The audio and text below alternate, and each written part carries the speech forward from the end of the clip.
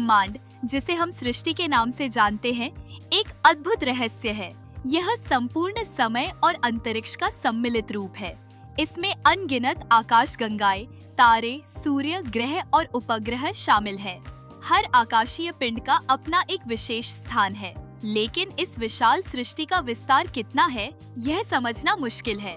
हम केवल अनुमान लगा सकते हैं, पर सच्चाई यह है कि इसका कोई अंत नहीं है। ब्रह्मांड की गहराइयों में छिपे रहस्यों को जानने की जिज्ञासा हमें हमेशा प्रेरित करती है। आकाशगंगा तारों, गैस, धूल कण पदार्थ का एक विशाल संग्रह है। ये सभी गुरुत्वाकर्षण द्वारा एक साथ बंधे होते हैं। जिस आकाशगंगा में हमारा सौर मंडल है, उसे मिल्की वे कहा जाता है। रात के आकाश में दिखने वाली यह मंद रोशनी की पट्टी इसी आकाशगंगा का हिस्सा है। हमारी आकाशगंगा मिल्की वे एक सर्पिल आकाशगंगा है। इसमें कम से कम 100 अरब तारे हैं।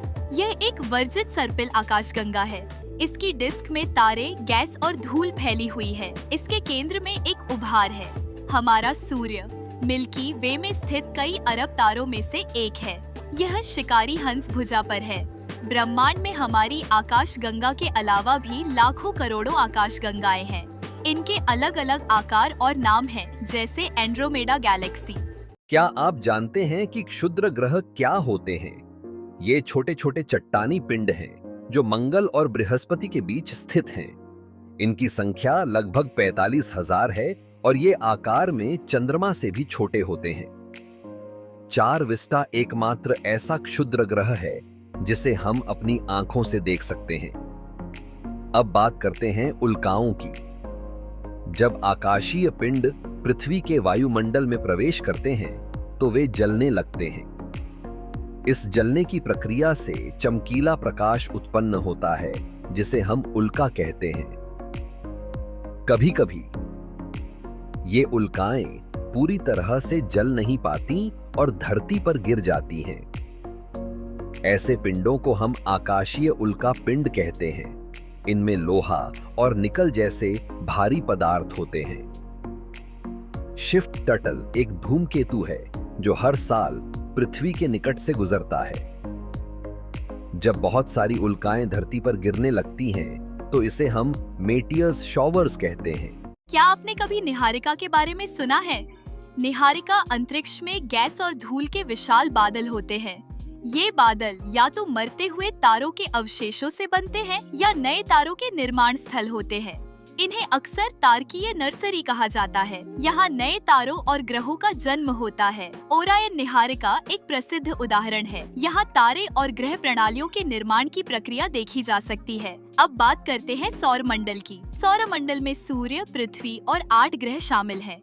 यहाँ उपग्रह, क्षुद्र ग्रह, पुच्छल तारे और उल्काएं भी हैं। सभी मिलकर सौरमंडल का अद्भुत रूप बनाते हैं। तारामंडल यानी तारों का एक खूबसूरत समूह एक अद्भुत आकृति में सजे होते हैं। वर्तमान में 79 तारामंडल की पहचान की गई है, जिनमें सबसे बड़ा तारा हाइड्रा है।